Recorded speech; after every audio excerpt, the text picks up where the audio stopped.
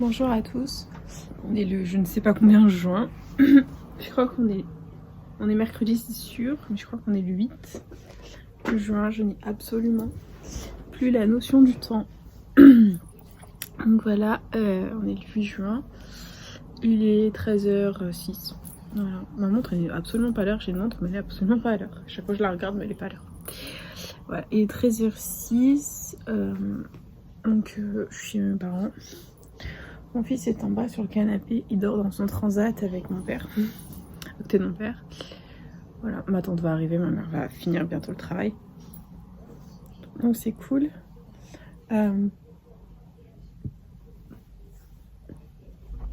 J'ai super bien mangé. J'ai mangé un steak et de la purée. J'ai super bien mangé. Ça fait trop du bien. Et voilà, mon chéri a une grosse semaine. Et maintenant il va avoir que des grosses semaines parce qu'il va y avoir beaucoup de personnes qui vont être licenciées à son taf. Des licenciements économiques. Et là il y a un chauffeur qui a dit que du jour au lendemain en fait il reviendrait plus. Donc mon chéri le remplace. Donc comment vous dire que ça va être un petit peu long, enfin les journées vont être longues pour lui, surtout qu'il ne prend pas de vacances cet été, donc on part pas en vacances. Enfin, moi personnellement je suis pas quelqu'un de très aventurière, je ressens pas le besoin en fait de partir loin, partir en vacances, ouais partir un week-end à la limite, mais enfin même pas, enfin je fais juste mon week-end au spa en fait, c'est tout. Mais je pense que enfin celui que j'avais réservé pour la Saint-Valentin, vu que j'étais enceinte jusqu'aux yeux, je pouvais pas le faire. Je vais le faire, je pense que je vais le décaler pour l'anniversaire de mon chéri, puisqu'en fait on a toujours pas de date. On est pris tous les week-ends et c'est relou. Voilà, on est pris vraiment tous les week-ends. Donc là je vais essayer de faire en sorte qu'on y aille pour l'anniversaire de mon chéri. L'anniversaire de mon chéri c'est le 19 juillet. Je sais même pas quel jour ça tombe le 19 juillet. Et voilà, on va essayer de faire un truc sympathique pour son anniversaire. J'arrive à faire 31 ans, alors que j'ai même pas 30. Ça m'a fait sourire parce que ce week-end, il y avait mon beau-père à la maison. Il croyait que j'avais 24 ans. Donc c'est bon, je ne fais pas mon âge, donc tout va pour le mieux les amis, voilà. Il croyait que j'avais 24 ans. Alors que pas du tout. Je vais avoir 30 ans. Mais bon, dans ma tête, j'en ai même pas 22. Ouais, il y a un gros décalage entre mon âge mental et mon âge physique. J'ai absolument pas conscience que je vais avoir 30 ans dans 6 mois. Voilà. Que je ne réalise pas que je suis maman. Quand je regarde mon bébé, je regarde ma brioche, je me dis oh là là, c'est moi qui l'ai fait. Mais je me sens pas du tout de faire un deuxième. Pour être honnête, je ne veux absolument pas faire un deuxième. Le téléphone en personne pendant que mon fils dort. Mon bébé il dort, ça va le réveiller. Vous entendez comme il sonne fort. Voilà.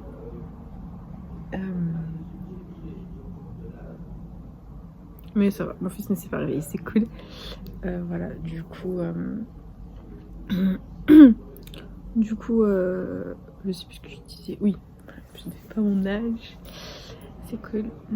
J'aimerais bien organiser 2-3 trucs pour cet été. Voilà, le problème de juillet, c'est que c'est la haute saison. Ça coûte une blinde. Enfin, peu importe où on va partir, en fait, ça va coûter une blinde. Donc bon, j'aimerais bien quand même le faire. Parce que c'est l'anniversaire de mon chéri. J'ai eu un beau cadeau pour mon anniversaire, donc il faut que j'assure. Même si je n'ai pas eu de cadeau ni de Saint-Valentin, ni de cadeau de naissance par rapport à mon fils, ni de cadeau de fête des mères, je vais quand même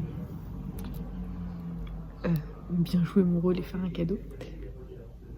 J'ai préparé aussi, enfin je commence à préparer, il est chez moi, le cadeau de la fête des pères. En fait j'ai fait un petit bocal. Je l'ai mis sur TikTok. Où j'ai marqué All the reasons why we love you.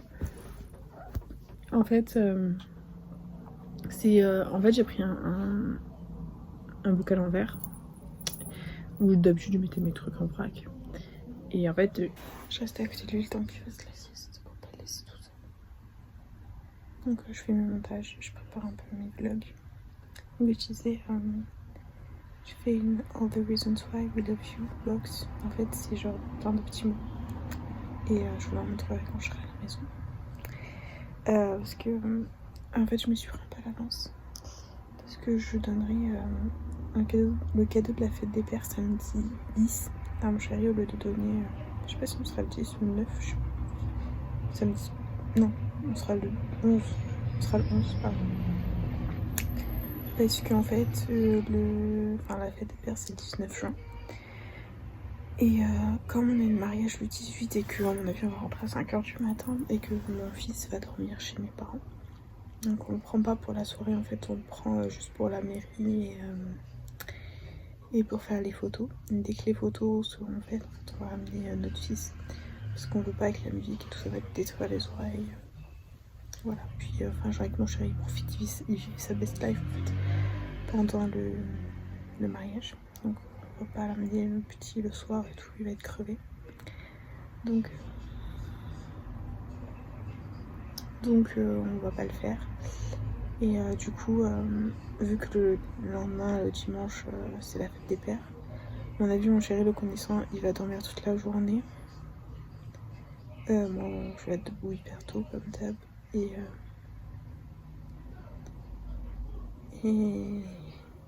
du coup, je vais le laisser dormir, mon chéri. Voilà. Donc on va fêter la fête des pères ce samedi. Faut que je lui achète un vrai cadeau du coup. Il manque ça, juste un truc pour marquer le coup. Je vais pas acheter un truc très cher parce que je compte lui faire un beau cadeau pour son anniversaire. C'est le mois prochain. Donc on prend un truc joli pour son anniversaire.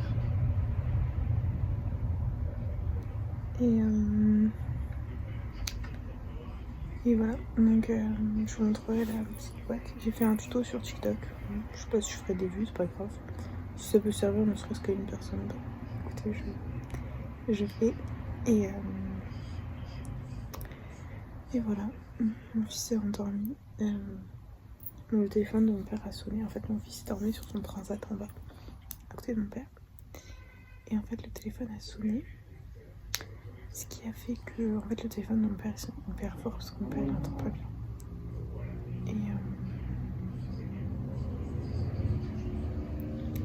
Et du coup, ça a réveillé mon fils parce que mon père n'a pas mis silencieux. Mon père, le pauvre, à chaque fois, il fait attention qu'il n'y ait pas de bruit. Il met la télé tout doucement quand mon fils dort. Il veut qu'il y ait le moins de bruit possible, alors que nous, mon chéri et moi, on habitue notre fils au bruit en fait. On essaie de l'habituer au maximum au bruit. Mon père, il veut toujours que ce soit calme, doucement, qu'on parle pas fort quand le petit dort. Et il avait oublié de mettre son téléphone sur silencieux. À chaque fois, il met son téléphone sur silencieux pourtant, et là, il l'a oublié. Mais bon, je le repas et ça arrivait. Le petit, il a un peu pleuré. On s'est mis dans le lit, on a fait des bisous, des câlins. Il a pris un petit peu du biberon. Un peu de biberon, il s'est endormi. Il est cuit. Donc voilà, je suis contente. Il dort. De toute façon, un nourrisson, il a 3 mois, donc un nourrisson, ça dort. Ça dort à 16 heures par jour. En ce moment, les nuits de mon fils, elles sont un peu agitées. Enfin, en ce moment, il se lève à la nuit. Donc il nous fait du 21h30, 3 à 4h du matin et après 4h du matin, 8h30. Ou alors il nous fait, si vraiment il est sommeil, il nous fait un 21h30, 6h, 5h, 6h. Voilà, putain, il se lève à 6h. Quand il se lève à 6h, il se rendort jusqu'à 8h30. Il dort pas plus. Il dort pas après 8h30. Après il se lève et des fois il se recouche. Vers 10-11h, il se rendort et il se rendort aussi vers 14h.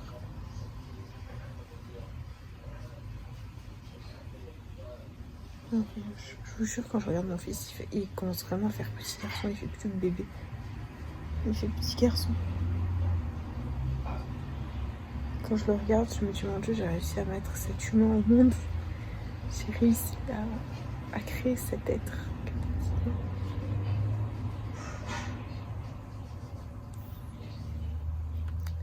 À créer cet être. Et je suis trop heureuse. Si ça avait été à refaire, je le referais. Mais tomber enceinte une deuxième fois, je suis pas sûre que je le referais. Avoir un deuxième enfant, je sais pas, je pense pas. J'ai pas envie en fait. J'ai envie d'avoir mon fils que pour moi. Je sais pas si je ferais un petit frère, une petite soeur. Mon chéri, il en veut. Mon chéri, il veut autant d'enfants. Il me dit on fera des enfants tant que j'aurai une fille. Et moi,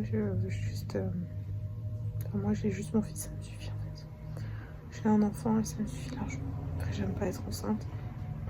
Mais j'ai une plutôt belle grossesse par rapport aux autres. J'ai une assez sympa grossesse. Même si j'ai souffert, c'était pas la pire des grossesses, je pense. Pas la meilleure, c'était pas la pire surtout. Et après, bon, d'après les échos que j'entends, les femmes souffrent plus à la deuxième grossesse. Donc, voilà. Parce que, j'avoue, j'ai pas eu les montées de lait, j'ai pas eu les tranchées. J'ai pas eu, j'ai eu des points, oui, j'ai saigné pendant un mois, oui, j'ai pas eu de tranchée, j'ai pas eu les contractions, vous savez, post-accouchement. J'ai eu du mal juste à cicatriser, mais voilà, au bout de 2 mois, ça a très bien cicatrisé, j'avais plus rien. Mon accouchement, j'ai juste eu mal aux lèvres, en fait, pendant la poussée. Et en fait, tout mon corps est anesthésié sauf mes lèvres, c'était horrible. Et voilà, après le deuxième, il sort plus vite. Et voilà quoi, j'ai plein de questions dans ma tête. J'ai peur parce qu'en général, moi j'ai pas eu de nausée pour ma première grossesse. Et pour la deuxième, je suis sûre que j'en aurais. Je vais dégueuler comme Jaja. J'ai peur de dégueuler comme Jaja et j'ai pas du tout envie d'être malade en fait. Je kiffe pas plus que ça la grossesse. Donc c'était compliqué.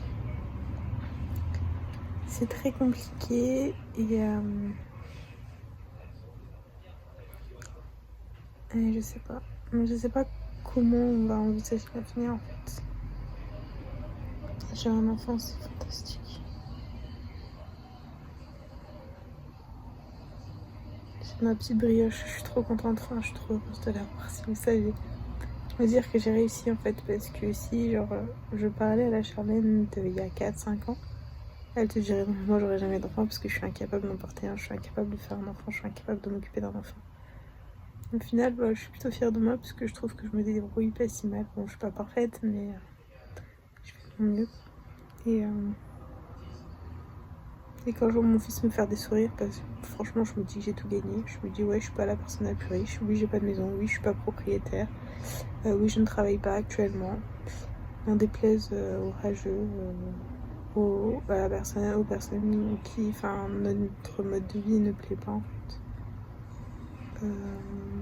Oui, j'en ai pris plein la gueule pendant ma grossesse. Oui, j'en ai pris plein la gueule pendant mon postpartum. Oui, je me suis enfermée 1 million de fois dans les toilettes pour pleurer. Tellement que ça a été dur parce que je voulais pas montrer mes émotions aux autres. Et j'ai réussi. J'ai créé ce petit être et il me sourit et ça, j'ai tout gagné en fait. J'ai tout gagné.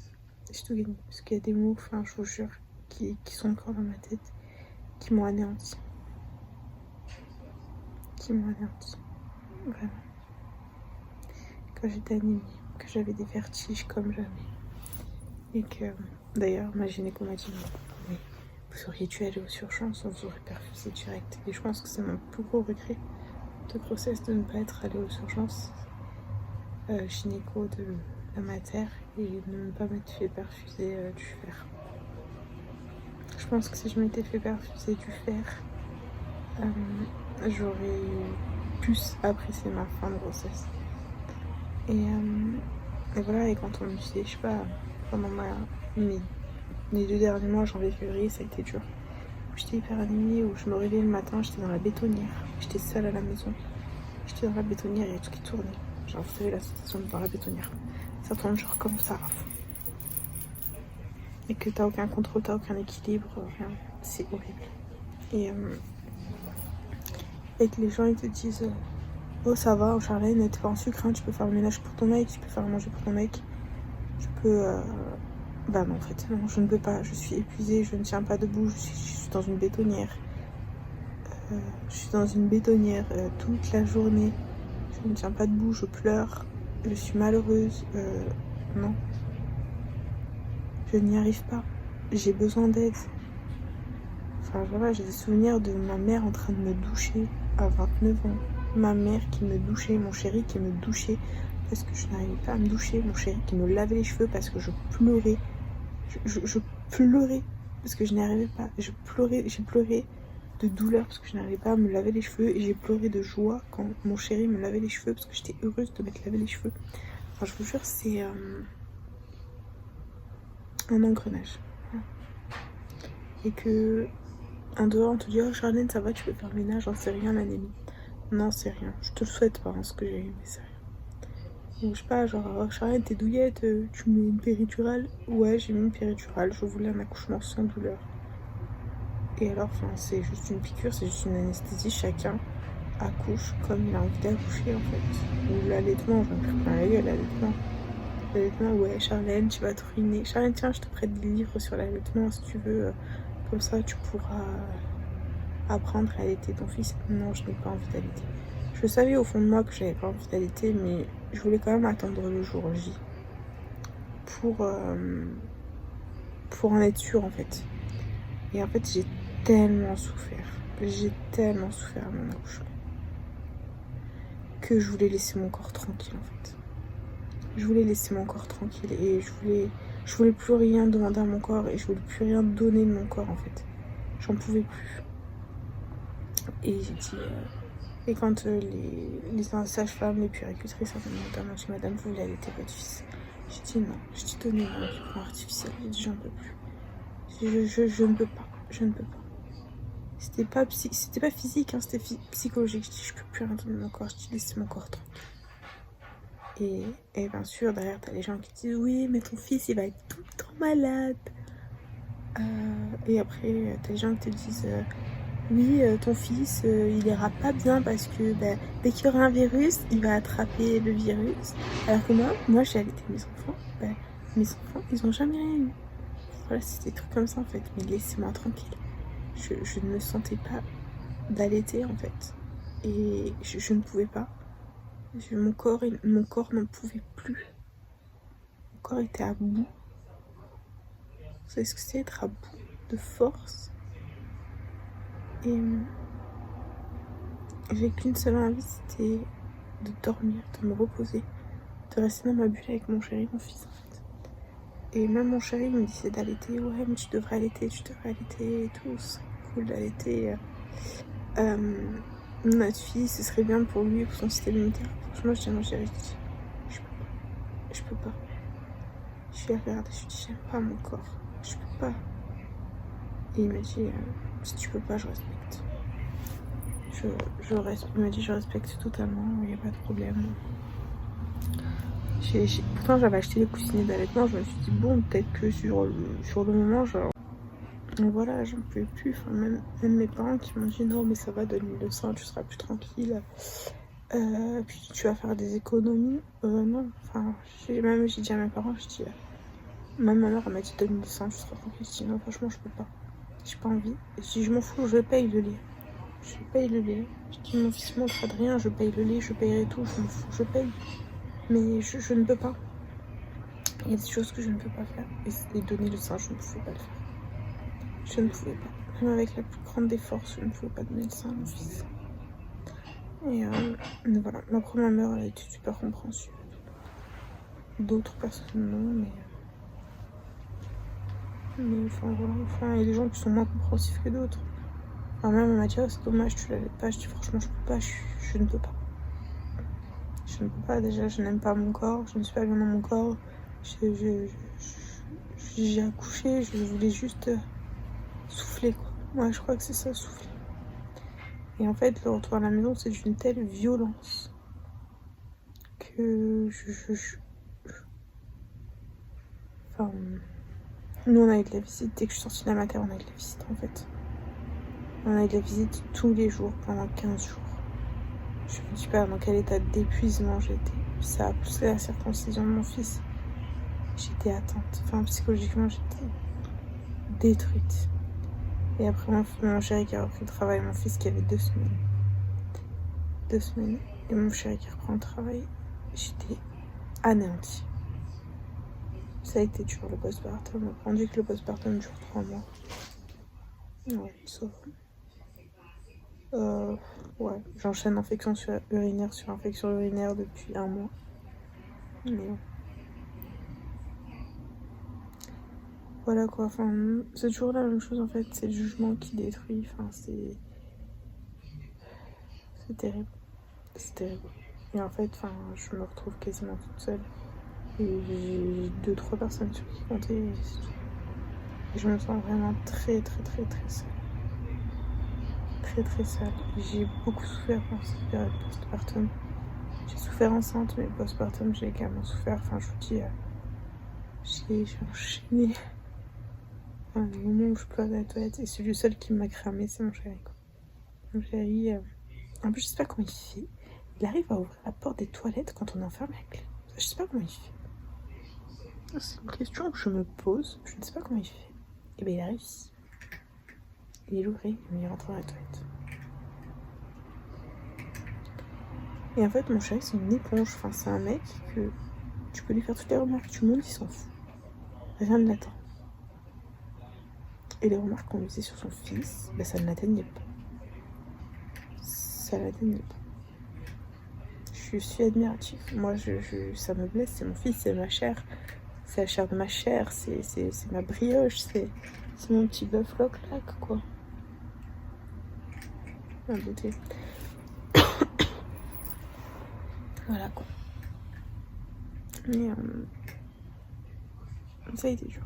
Mais sinon, arrière, et je suis là maintenant.